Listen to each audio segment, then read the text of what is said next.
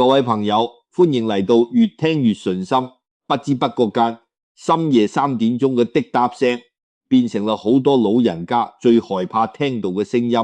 你合上雙眼，卻怎麼都睡不着，躺在黑暗入面，只有身上那些隱隱作痛嘅關節在無聲地提醒你，你已經老了，你嘅身體一天天在變差。今日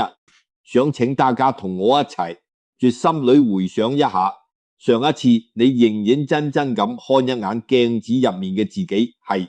幾時嘅事？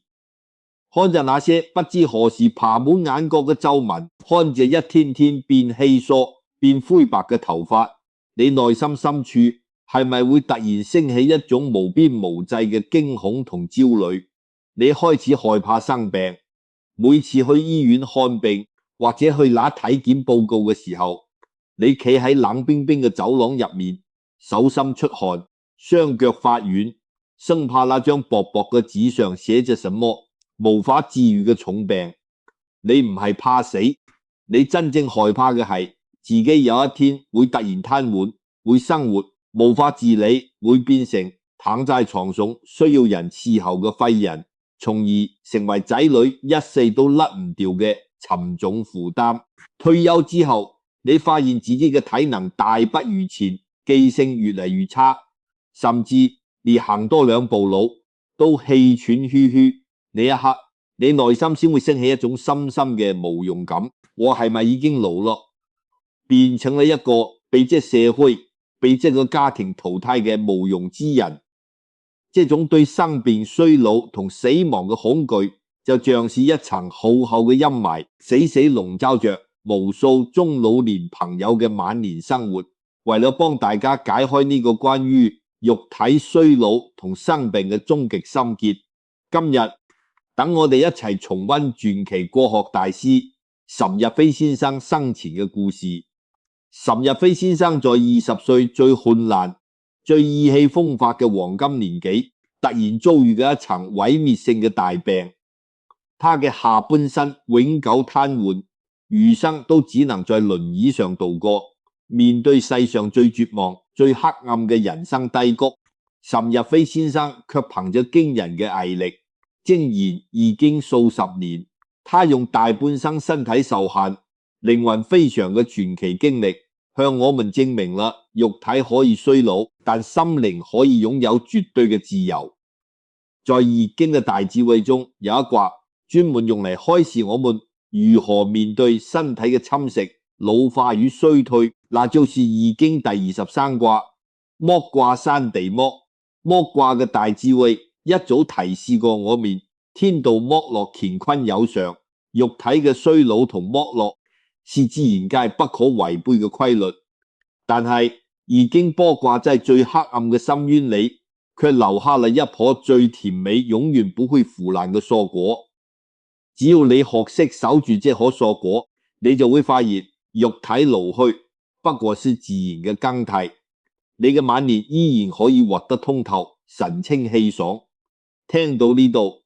如果你也曾經在深夜裏為了自己一天天變老嘅身體，為了生病嘅焦慮而感到一絲迷惘同恐懼，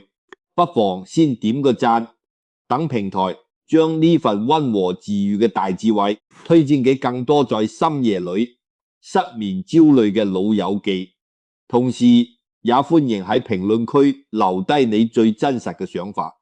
你依家身體最害怕嘅小毛病係咩？你係咪已常常擔心自己老了之後會連累仔女？你哋每一次傾訴同點讚都在凝聚一份心安嘅力量下面。等我哋一齊靜下心嚟，跟隨飛哥嘅足跡，睇下他那在輪椅上度過嘅81年，人生要看透晚年如何面對生病與衰老。等我哋先返到去幾十年前，睇下飛哥20歲嗰年，究竟經歷咗一場點樣嘅人生巨變。20歲嘅年紀，本來應該係人生最無憂無慮、最充滿希望嘅黃金時期。當時嘅飛哥自幼聰穎，熱愛哲學、文學同古聖先賢嘅智慧，喺大學裏成績優異，身邊嘅朋友都覺得佢前途無量。但係命運嘅無常，往往喺人最得意嘅時候悄然降臨。自濟大二嘅一個平凡嘅清晨，飛哥醒嚟，突然覺得自己嘅雙腿沉重無比。起初佢以為只係過度疲勞，但係短短幾天之內，那股冰冷麻木嘅感覺迅速向上蔓延。醫生嘅診斷結果冷酷得像一把冰刀，橫貫性脊髓炎，這是一種極其罕見且在當時無法治愈嘅神經系統疾病。醫生冷冷地對佢宣布：你嘅下半身已經永久癱瘓餘生，你都只能在輪椅上度過。20歲，當身邊嘅同齡人正喺度運動、拍拖、規劃未來嘅時候，飛哥卻被生生判了無期徒刑，被囚禁在一張小小嘅輪椅上面。對於一個意氣風發嘅青年嚟講，這無異於晴天霹靂，將佢整個人生生擊碎，拖入了一個深不見底嘅至暗深淵。喺剛癱瘓嘅那3年裏，飛哥經歷了常人無法想象嘅絕望同痛苦，佢只能整天躺在床上動彈不得。他每天唯一能做嘅事就是盯着頭頂上那塊斑駁發黃嘅天花板，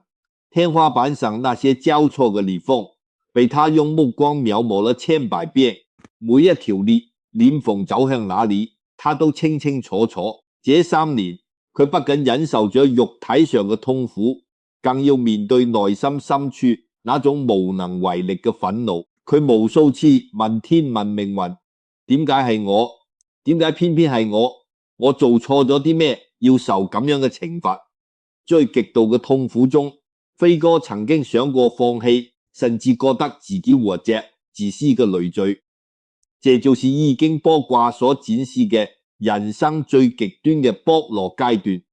你嘅雙腿被剝奪啦，你嘅尊嚴、你嘅自由、你嘅青春，全部被歲月無情咁剝落得一乾二淨。但係正是躺在床上看天花板嘅這3年，讓飛哥在絕望中悟出了一個受用終生嘅生命哲學。佢突然醒悟：如果我一世都活在憤怒同抱怨入面，我不單止雙腿殘廢啦，我連自己嘅心靈、自己嘅大腦、自己整個靈魂都一齊廢落。我雖然無法控制命運剝奪我嘅雙腿，但我完全可以控制自己點樣去面對這張輪椅。既然肉體已經被剝落到了極限，那我就放開手，不再去與命運死磕。飛哥做了一個無比勇敢嘅決定，他接納了輪椅，他不再去怨天尤人，而是重新拿起書本，重返大學校園。既然不能用腳去走路，他就要用靈魂、用思想去飛翔。他拼命閱讀，拿到哲學碩士學位，沉浸在易經與古人智慧嘅海洋入面。他不僅在報紙上寫專欄，成為香港著名嘅文化大師，更推着輪椅走出嚟香港，走向了世界。一個大半生都只能坐喺輪椅上嘅人，卻憑着一隻輪椅，一雙手走遍了世界50多個國家。他去過埃及看金字塔，去過美國看大峽谷，去過歐洲欣賞古老嘅寓所。當許多身體健全、有着一雙好腿嘅人，因為焦慮、因為金錢、因為內耗而一世困在同一個地方嘅時候，飛哥坐在輪椅上，他嘅靈魂卻已經飛越了千山萬水，活得無比開闊、無比自由。飛哥生前用他的一生向我們證明了一個最深刻嘅哲理：我們嘅肉體其實只是一個暫時存放靈魂嘅容器，這個容器會生病、會衰老、會隨着時間一天天磨損剝落。如果你精神世界不夠強大，你的內心沒有一盞燈，那麼哪怕你有一雙好腿，你嘅心靈依然會被囚禁在焦慮同恐懼嘅監獄入面。而如果你嘅靈魂是強大嘅自由嘅，那麼哪怕你嘅肉體被生生困在輪椅上，你也一樣可以飛上在9萬里的高空。所以老去生病，肉體受限，這個是生命自然嘅磨損，所會像飛哥那樣不與衰老死磕，用沉默與通達去超脫肉體嘅局限，你才能在生命嘅後半程活得神清氣爽，怡然自得。這就是飛哥用自己嘅輪椅人生教過我們晚年最重要嘅抗衰老與釋懷智慧。聽完飛哥嘅故事，好多人內心或者會舒服咗少少，但係我哋依然要問一個最核心也最扎心嘅問題：點解人一定要生病？點解我哋嘅身體一定要不可逆轉咁老去衰退？為了解開大自然最深奧嘅生死規律，等我哋一齊翻開易經，看看第23卦卜卦山地。卜卦嘅卦象上面係代表山嘅艮卦，下面係代表地嘅坤卦。山高高在上，聳立在地面上，然而隨住風吹雨打，日曬雨淋，高山上海拔最高最堅硬嘅泥土同沙石都會一點點被風化，一點點剝落下來，最終落回大地。這個過程在宇宙規律入面就叫做剝落，叫做侵蝕。飛哥喺鑽研易經嘅時候，曾經對卜卦有個非常精妙嘅開示。佢指出，如果我哋睇卜卦嘅6條爻，就會發現一個非常震撼嘅規律。卜卦是由5條陰爻，即係下面只有1條陽爻在最頂端。陰代表陰冷、老化、衰退同黑暗，陽代表生命、光明、元氣同智慧。這5條陰爻就像是寒冬嘅冷空氣，從山腳下一步步向上蔓延，不斷將那僅存嘅一絲陽氣逼到最頂端，退無可退嘅地方。這個卦象如果放在大自然入面，就是深秋初冬嘅景象。秋天一到，草木枯萎，滿樹嘅綠葉會一片片變黃、乾枯、剝落，大風一吹，整棵大樹變得光禿禿，好似失去與所有嘅生機。這個卦象如果放在我們人一生嘅規律入面，就是我們不可逃避嘅晚年衰老期。隨住歲月流逝，我們身體入面嘅陽氣開始一點點流失，寒冷老化嘅陰氣開始從腳底下一點點向上侵蝕，我們嘅牙齒開始脫落，頭髮變白變稀疏，骨頭開始疏鬆，關節開始作痛，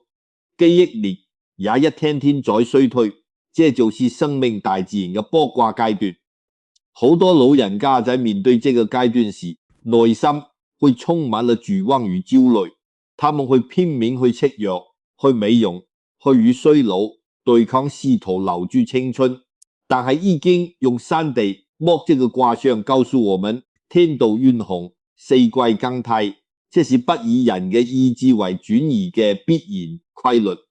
你越是去試喝，越是去驚恐，你體內僅存嘅那一絲陽氣反而會被你嘅焦慮消耗得越快。既然大自然無情，剝落不可避免，那老人家晚年嘅希望到底喺邊度？答案就藏在卜卦最頂端那唯一一條退無可退嘅陽爻入面。已經給這條陽爻留下一句震古削今、充滿生命希望嘅爻詞，叫做蔬果不食。蔬果不食意思係任憑深秋嘅狂風吹落你滿樹嘅葉子，剝奪你所有嘅繁華，但係在光禿禿嘅樹枝最頂端，依然會高高掛住一顆最飽滿、最成熟、最堅硬嘅果實。這個果實任憑風吹雨打，它都絕對唔會掉落，絕對唔會腐爛。這就是大自然留給冬天、留給未來春天的最核心嘅種子。這顆蔬果為什麼不食？因為它是生命全程嘅全部精華。當它掉落在冬天嘅泥土裏，經過冰雪嘅洗禮，等到明年春天一到，它就會重新發芽生根，最後孕育出一整片全新生機勃勃嘅森林。這些蔬果如果放在我們人一生嘅晚年入面，到底代表着什麼？它代表嘅不是你日漸衰老、老態龍鍾嘅肉體，它代表嘅是你在漫長歲月入面看透你世事無常之後，積攢下嚟嘅智慧、眼界、德行，同那顆無比寬廣淡然嘅清淨心。當你老了，你嘅膠原蛋白會流失，你嘅肌肉會萎縮，你嘅肉體確實在一天天俾時間剝落，但係你幾十年人生積攢下嚟嘅人生經驗，你對仔女無私嘅愛你，面對困難時嘅坦然，這些高貴嘅靈魂精神，是時間永遠無法剝奪、剝落不掉嘅蔬果。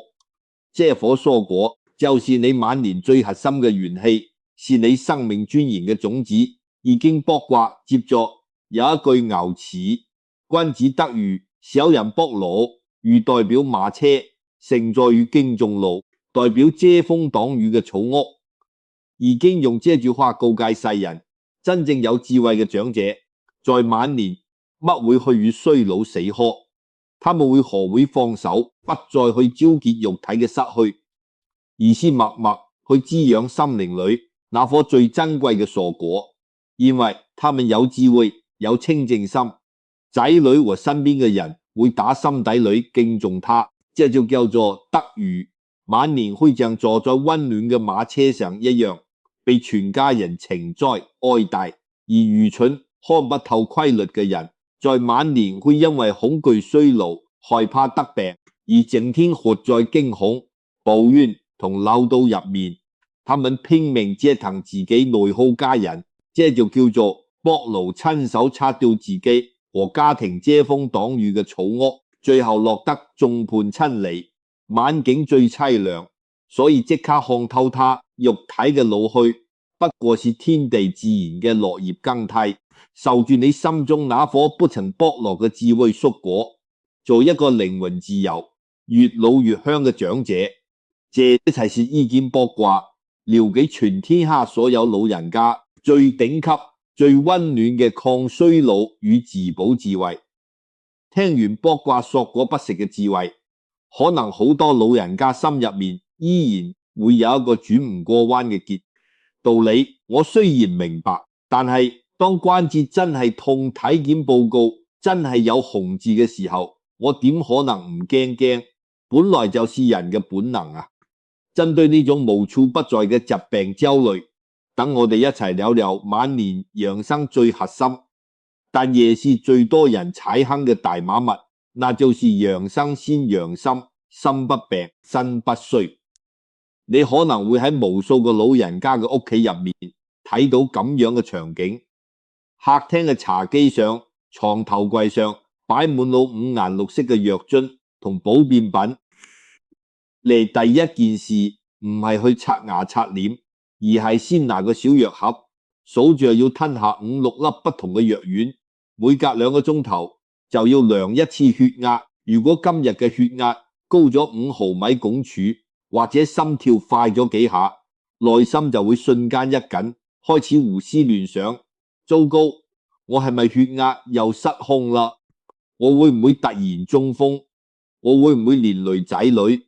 這種極度緊張同焦慮嘅心理暗示之下，你嘅心跳會更加快，你嘅血管會縮得更緊，結果你再量一次血壓，數字果然變得更高。你陷入喺一種越驚血壓越高、越量越害怕嘅惡性循環入面。更有些老人家因為太過害怕得病，成了電視上那些無良保健品廣告，或者街邊養生講座最從意嘅肥羊，人家一句冷冰冰嘅恐嚇：叔叔，你血管堵了，再不買我們這個神藥，你聽日就可能癱瘓在床。你一聽嚇得六神無主，背着仔女拿出自己幾萬蚊嘅養老棺材本，買回一堆毫無效果甚至總斤數超標嘅3無保健品。老人家以為呢個係喺度為健康投資，是喺度益自己。但係飛哥仔講授養生與心靈修行時，常常嘆息：憂能傷人，藥能訶道。很多老人家晚年身體越嚟越差，老得越嚟越快，根本唔係因為歲月嘅自然剝落，而係因為內心深處呢種無休止嘅驚恐同焦慮，生生將自己嘅元氣吸光落。在已經與國學智慧看來，人體內有一套無比強大、無比微妙嘅自我修復系統，這就是我們嘅元氣，也叫做治癒力。而恐懼、驚慌、焦慮是天地間最陰冷、最消耗陽氣嘅負面磁場。當你整天活在我會唔會得病、我會唔會癱瘓嘅病態思維入面時，你嘅身體就會長期處於一種戰鬥防禦嘅緊繃狀態，你嘅元氣無法安靜下嚟去修復細胞，你嘅免疫系統會被你自己嘅恐懼生生打亂。你每天吃再多名貴嘅人參燕窩，都補不回你因為焦慮而消耗掉嘅元氣。為了幫大家看透這個迷思，等我哋一齊睇一個非常形象、100%原創嘅比喻。老人家嘅身體其實就像是一部城市了30年、40年嘅老爺車。這部老爺車引擎開始有雜音，避震器開始變硬，漆面開始剝落，甚至零件之間有了一些無傷大雅嘅小磨損。這是不以人嘅意志為轉移嘅大自然規律。如果你是個聰明嘅司機，你會怎麼保養這部老爺車？你應該是溫和駕駛，降低車速，按時保養，與他那些無傷大雅嘅小毛病和諧相處。哪怕引擎有一點雜音，只要它還能安全行駛，你就帶着這點小雜音，開心心去欣賞路邊嘅風景。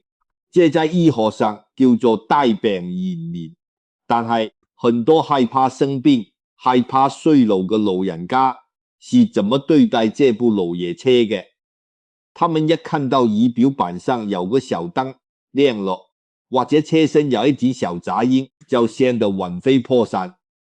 他們天天跑去維修廠，要求師傅把整部老爺車徹底拆開，要求把每一個零件都換成最先進、最剛猛嘅跑車零件。今天大修引擎，明天更換底盤，天天給他灌最猛嘅燃油。結果呢，這部本來可以安安靜靜再行駛20年嘅老爺車，會被你過度嘅修理、過度嘅折騰，赤生生折騰到散架報廢。你體檢報告上嘅那些輕微高血壓、輕微骨質疏鬆，其實就是這部老爺車上無傷大雅嘅小雜音。你不需要去和他死磕，不需要天天自己嚇自己。飛哥醫生在輪椅上坐了60多年。如果講生病論肉體嘅缺陷，世間有幾個人比得過佢？但係飛哥為什麼能活到81歲高齡，而且一世神清氣爽、思維敏捷、面色紅潤？因為飛哥精研易經，佢深諳微養生、重養心嘅道理。他從來會盲目吃昂貴嘅保健品，也從來不會自己癱瘓嘅雙腿，也敬天遠天尤人。他把疾病當成了一個相處了幾十年不得不和平共處嘅老師友，你做你嘅，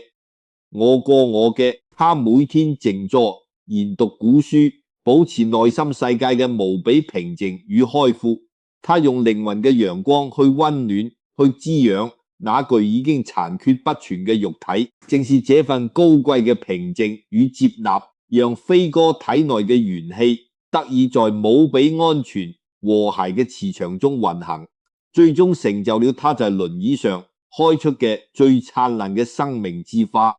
養生最緊要嘅是養好你那顆心，放下你對疾病嘅驚恐，停止你對衰老嘅死渴，做一個溫和淡定嘅老司機，帶着小毛病，開心心去享受你清閒自得嘅晚年生活。這才是老祖宗留給我們最生性、最溫柔也最有效嘅養生之寶智慧。所以易經大智慧常常溫和咁勸導所有老人家，晚年最要緊嘅修行就係學識守住自己心底裏那顆碩果，安頓好自己老去嘅靈魂。好多老人家在面對生病同衰老嘅時候，之所以會感到無盡嘅痛苦，本質上唔係因為肉體上嘅折磨，而係因為內心深處呢種深深嘅執念。我哋習慣了年輕時那個強大矯健無所不能嘅自己，我哋習慣了每天忙忙碌碌，被家庭需要，被社會需要。當有一天我們終於老了退休了，身體慢下來了，我們看着自己日漸乾癟嘅雙手，看着自己越來越差嘅記性，我們內心深處會升起一種恐懼。我不再是那個主角了，我對這個家庭，對這個世界，是不是已經不再重要，變得冇用了？在這種冇用感嘅折磨之下，我們開始拼命去抓取，去用過度嘅治療嚟試圖留住健康，去用無底線嘅操勞嚟試圖證明自己嘅價值。但係已經剝掛嘅蔬果不食，一早就點醒了我們。你嘅晚年本嚟就不再是去戰鬥去做大事嘅季節。大自然有春生、夏長、秋收、冬藏。年輕時我們是夏天需要拼命去開花、去結果、去折騰，這叫做陽氣外泄。而到了晚年，我們進入了冬天，冬天的修行是收斂，是安頓，是把所有嘅精力跟元氣往內收，藏去我們嘅根部。你雖然沒有了年輕時矯健嘅雙腿，但係你有了看透世事滄桑、不急不躁嘅寬廣胸懷。你雖然沒有了年輕時敏捷嘅記憶，但係你有了幾十年大風大浪陶冶出嚟、沉澱在心底裏嘅智慧。這份智慧、這份淡定，就是你生命最成熟也最堅硬嘅碩果。這顆碩果是不食嘅，它是你留給子孫後代最珍貴、最頂級嘅精神風水。只要有你這位安詳、通達、不作死、不折騰、高貴嘅長者在家裏坐鎮，這個家嘅磁場就是穩固嘅，子孫後代在外面行路，心裏就是踏實嘅。飛哥用他那坐在輪椅上81歲嘅傳奇人生，給咗全天下所有老人家最溫柔也最真實嘅啟示。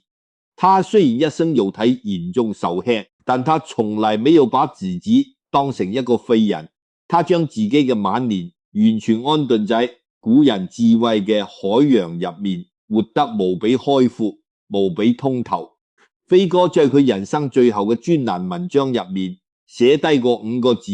叫做福向潭中求。這5個字其實就是他用一生嘅風雨同輪椅生涯留給我們晚年生活最深切嘅藥方。飛哥喺文章度寫道：以一顆平常心平淡做人，淡然而來，淡然而去，睇庭前花開花落，隨天上雲捲雲舒，怡然自得，正是淡催。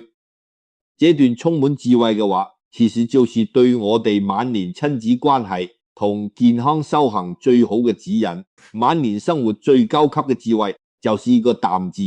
淡是淡然，是平淡，是學會適當嘅自私，